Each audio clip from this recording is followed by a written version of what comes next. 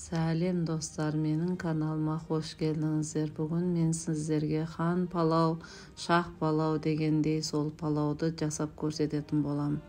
Менде мына жерде 100 грамм су, 100 грамм сүт, 3 ас қасық сұйық май құйып, одан кейін дрожж бен шекерді салып араластырамыз.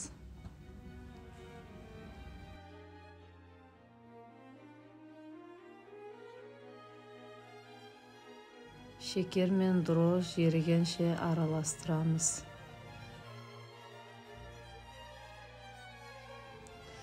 Қопсытқыш пенен тұзды да саламыз. Жақсылап араластырамыз. Менде мына жерде 500 грамм ұн. Ойши сортты қолдансаңыздар болады. Осылайша етіп жақсылап араластырамыз. Лопатканың көмегімен.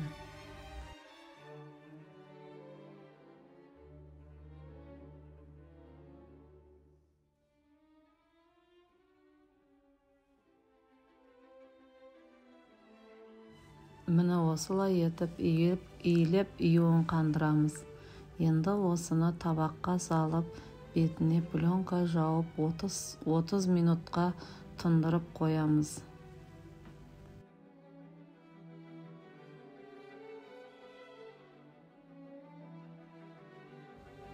Мен мына жерде етімді турап, сәбізім менен пиязымды турап алдым. 400 грамм етімізді қызып тұрған майға саламыз. Осыны бір келкі етіп, қоңыр қайғылып қызартып, қуырып аламыз. Міне қызарған етімізге туралған пиязымызды да саламыз. Осыны жақсылап 15 минутқа қуырып, бетін жауып қоямыз.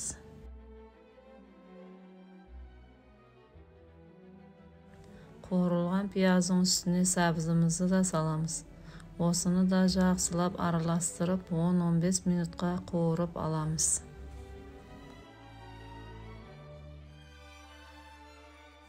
Қуырылып жатқан сәбіздің үстіне 2 шай қасық тұзымызды да саламыз.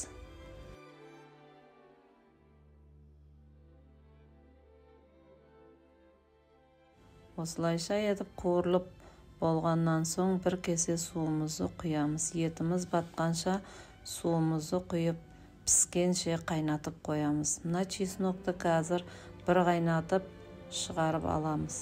Енді жібітілген күрішімізді салып бұқтырамыз. Дәміне қарай тұзын көріп, зіра салып бұқтырып қоямыз.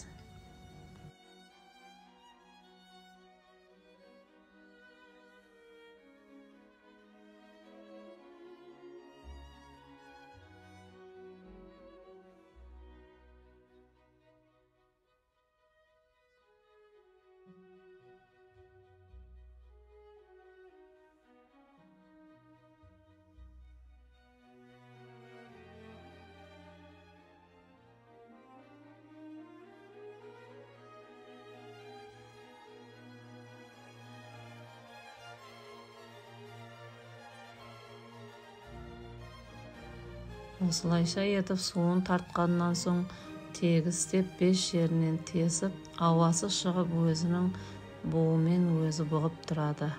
Осыны енді кезекте 15 минутқа бұқтырып қоямыз. Менің қамырым дайын болды. Осыны алып екіге бөлеміз. Бір бөлігін үлкендеу қылып бөлеміз, екінші бөлігін кішкентай қылып бөлеміз.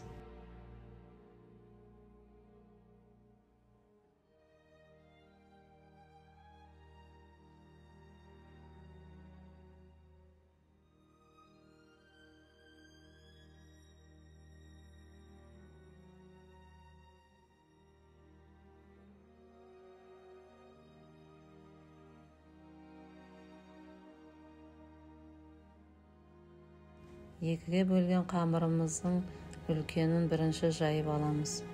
Үлкен бөлігін жайып алып, мен осыны қазір 36 диаметрге жайып алдым. 5 сантиметрдей болу керек жұқалығы. Менде кішкене осындай тапамыз, пешкамыздың тапасына осылайша жайғастырамыз. Астына пергамент қағазын төсесеңіздер де болады. Егер болмаса астына май жақсаңыздар да болады. Қамырды осылайша бірдей етіп жайып шығамыз.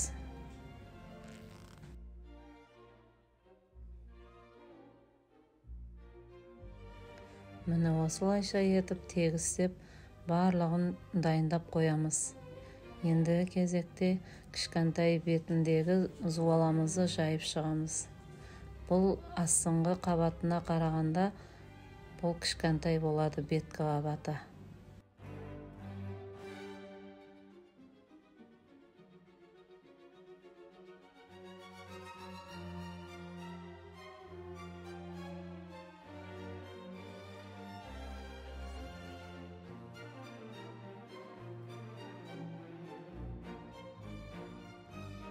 Міне осылайша етіп үстіңгі қабатында жайып болдық.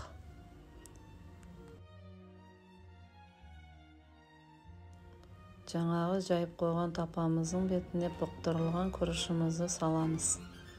Жақсылап тегістеп салып шығамыз. Мен алдын ала 10 дана бөдененің жұмыртқасын қайнатып қойған едім дайындап. Осылайша етіп тегістеп алғаннан соң етін де бөлек шығарып алған едім, бұқтырып болғаннан соң. Сол еттің барлығын бетіне теріп шығамыз. Әсемдеп теріп болғаннан соң кескен кезімізде әдемі болып тұру үшін, сән беру үшін осылайша етіп тереміз. Жаңағы бір қайнатып алған чесногымызды ортасына да саламыз. Осылайша етіп етімізді теріп шығамыз.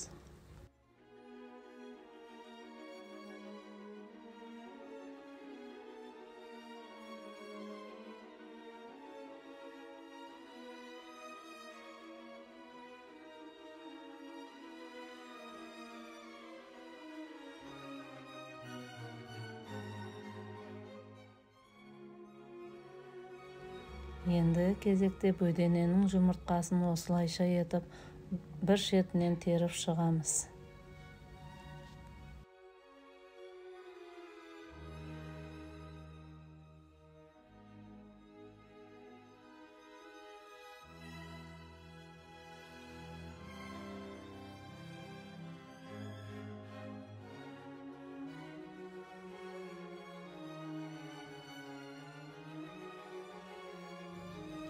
Теріп болғаннан соң жаңағы жайып алған бетіндегі қабатындағы қамырымызды осылайша етіп шет-шетін бір-біріне жабыстырып, сән беріп, әдемілеп жауып шығамыз.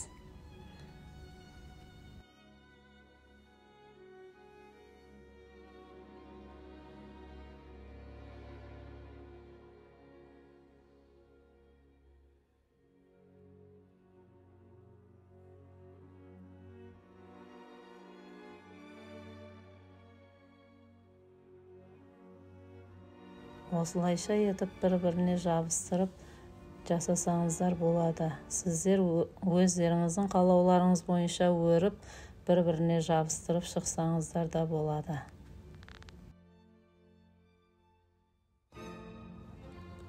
Жауып болғаннан соң жұмыртқаны қамырдың бетіне жағып шығамыз. Осылайша етіп барлық жеріне жағып шығамыз. Бір тегістеп. Бетіне күнжіт сепсеңіздер де болады. Егер болмаса сеппей қойсаңыздар да болады, маңызды емес. Пешімізді қыздырып қойсаңыздар болады. Менде қызып тұрған пешке 180-200 градус деп пісіріп алдым. 35-40 минутта пісіп шығады. Осылайша етіп міне менде пісіп шықты. Кесіп осылай ашып шетінен жей берсеңіздер болады. Міндетті түрде жасап көріңіздер. Сіздерге де ұнайды деген ойдамын. Менің арнама тіркеліп лайк басып кетіңіздер.